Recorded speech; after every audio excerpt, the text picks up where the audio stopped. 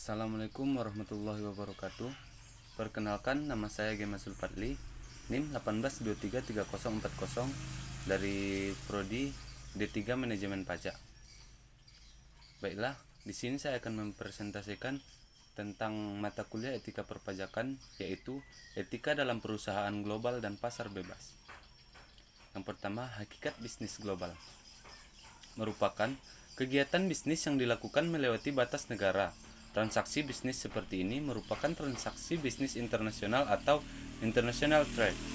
Sedangkan transaksi bisnis internasional yang dilakukan dengan perusahaan lain atau individu di negara lain disebut pemasaran internasional atau international marketing. Pemasaran internasional berada dengan bisnis internasional. Yang pertama, bisnis internasional. Dalam perdagangan internasional yang menerapkan transaksi antara negara itu biasanya dilakukan secara tradisional. Yang kedua, pemasaran internasional. Menerapkan upaya untuk memasarkan hasil produksi di luar negeri. Dalam hal ini maka pengusaha akan terbatas dalam hambatan perdagangan. Tarif bea cukai masuk karena tidak ada transaksi pasport import. Transaksi ini dapat ditempatkan dengan cara leasing, pricing, manajemen contracting, marketing in home, dan joint venture. Baiklah, selanjutnya prinsip etika dalam pasar bebas.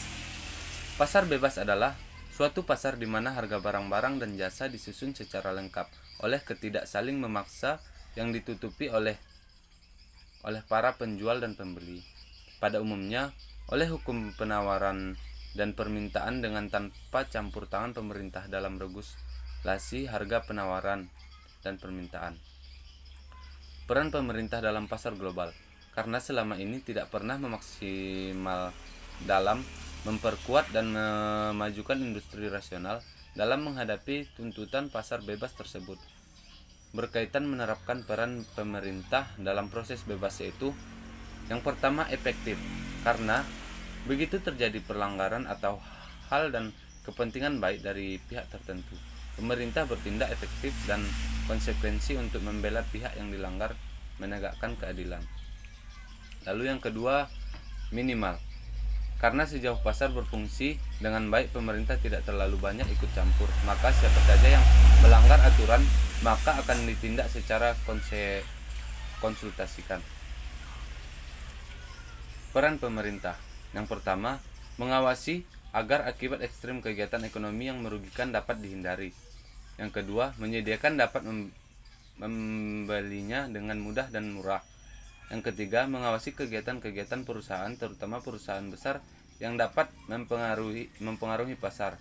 Yang keempat, memastikan pertumbuhan ekonomi dapat diwujudkan secara efisien. Dan yang terakhir, secara berlangsung melakukan kegiatan ekonomi. Baiklah, sekian presentasi dari saya. Salah dan janggalnya mohon dimaafkan. Assalamualaikum warahmatullahi wabarakatuh.